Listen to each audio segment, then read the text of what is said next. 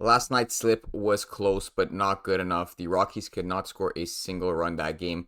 So, of course, Ryan went under his runs. There was a DNP on Tovar, but didn't really affect anything. The stack on the Brewers did hit, but it didn't hit in the way I thought it would. Yelich did end up getting a home run, and William actually got just 3 hits. So he didn't get any runs or RBIs, if I remember correctly. So it was a pretty weird way to cash the stack, but in the end, it did cash, but it was the Rockies that could not pull through. Tonight, I have a bit of a different format. It's going to be 2 picks from the MLB and 2 picks from soccer. And in the MLB, it's not going to be a stack. It's actually just going to be 2 straight positive EV picks, and they're both on the board, and they're both very popular. The first one is Corbin Burnes on his under 7.5 pitcher strikeouts. I do want to get quite in depth into this pick because a lot of you guys are probably on his under because of his last 5. I'm also going to be on his under, but I don't think it's as obvious as looking at his last 5, like I'm sure a lot of people are doing. Let's take a deeper look at Corbin Burnes on props.cash. You're going to see he's barely cleared this season. Only 2 out of 17 times has he hit the over 7.5 strikeouts, and he's actually only got 7 one time. But if you note, there's 2 games that he got 11 strikeouts. One was versus the LA Angels, and the second one was actually versus Seattle, which is his exact matchup tonight.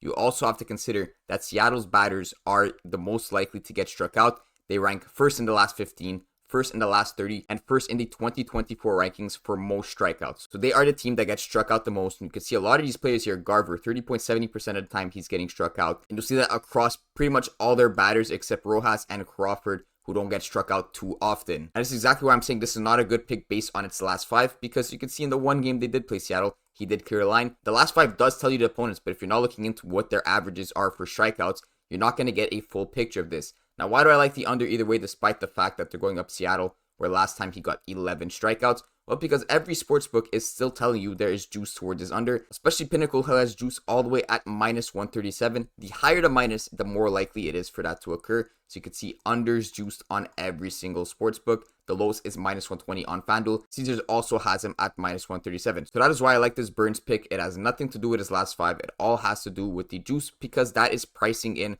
all kinds of things. It's pricing in his last 10, his last 5. It's pricing in the matchup. So even though every sportsbook knows he's going up against Seattle, and they know he got 11 last time, they're still pricing him at that 7.5 mark, and they're still pricing him towards the under. So that is why Corbin Burnes under 7.5 strikeouts is a good play, but not because of this last 5 graph. Second pick, again, you guys are probably on the over. He's been pretty consistent with his strikeouts, averaging 6 strikeouts in the past 5. He's cleared it in his last 2. And in 2 games that he hooked, it's right at that 5 mark. So that is Logan Webb on his pitcher strikeouts. Again, I'm going to be riding with the over. I'm sure a lot of you guys are on that over too for the reasons I just explained. But again, I'm liking his over because of the juice, and notably Pinnacle's juice. So minus 136 towards the over. Some other sportsbooks do still have juice towards the over. Not as much on FanDuel and BetMGM. But you'll see DraftKings minus 125 and Caesars also minus 137.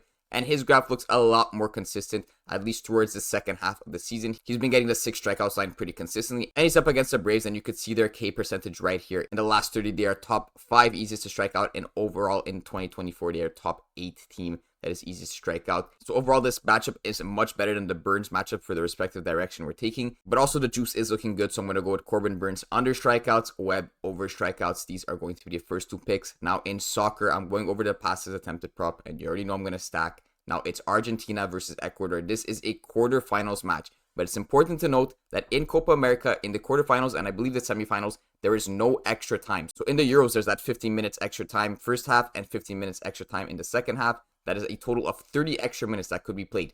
In the Copa America, at least in this specific round, there's no extra time. It goes straight to penalties after the 90 minutes. That means we don't have to worry about this game going to extra time. Not that I think it would have either way. I think Argentina is going to win in regulation.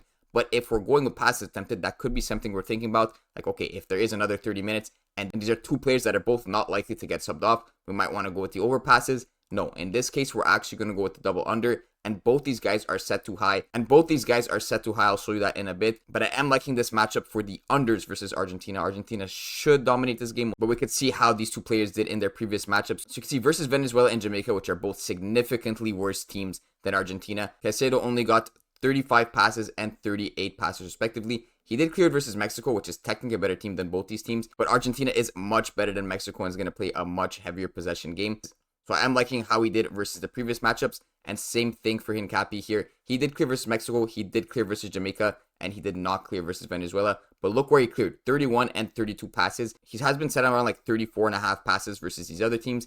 Versus Argentina, they dropped him 5 passes, which does make sense. They're going to expect less possession. but I don't think that's enough. According to the odds, Argentina should dominate this game, and Ecuador has not had a tougher matchup throughout the whole tournament, so Argentina should be able to possess much better than those other teams that Ecuador had previously played. Now, if we go over to the Ecuador passes attempted, you see on Bet365, we have him set at 36.5 for Caicedo, and we have him set at 29.5 for Hin. We're not getting any passes of value on Hincapi because he's set exactly the same on Bet365, but for Caicedo, we are actually getting 2 passes of value compared to Bet365. That is massive because just throughout these Copa America and Euros, I have lost or won by a couple of passes, like 1 or 2 throughout these tournaments. Especially when the lines are set this low, like 29.5 and 38.5, it is a massive difference compared to if they were set like 101.5. You might be able to get away with 1 or 2 less passes, but in this case, you want to be getting every single pass in your direction. And speaking of getting passes of favor in your direction, look at Messi. He's set at 40.5 on Prizepicks. For those of you who are betting on underdog, this under 43.5 passes is a great prop. I could even show you on Bet365. It makes no sense why Messi set at 43.5 on underdog, plus 125 for 42.5 passes on Bet365 towards the over. That is like a minus 180 line that we're getting here on underdog if you're grabbing that under 43.5 passes. Definitely going to be using this play with the Manny Mercado pick here on the plate appearance. That is a free square. And another good square is the Messi under 4.5 shots attempted. So both of these are set too high on underdog. You see on Prizepicks, he is set at 4 shots. And on Bet365, his 4.5 shots is set at plus 110. Meaning the other side, which is the under, is set around minus 150. So definitely 2 great props on underdog. So a bit of a side note, but definitely 2 great props there on underdog. I know a lot of you guys are on both apps. Just want to share some good value that I found there too. Now, last thing to show about this stack is just that these guys are next to each other in the lineup, or they're close to each other on the pitch. So right here, we got Hincapi playing that left back position, and Caicedo's playing like that left center mid, more of like a defensive midfielder. When they are passing, they're going to be passing within each other because it's less likely that Hincapi is going to be passing to Preciado on the other side of the pitch. I look for these guys that are kind of playing in these triangles together, or at least close to each other in the formation. It would make less sense to take passes attempted on Hincapi and stack that up with Jaboa, who's playing at that right wing or right camp position. So that's my full thought process on this slip here. We're going to lock this in. It's a perfect 10x, so no payout shift there. Good luck, everyone.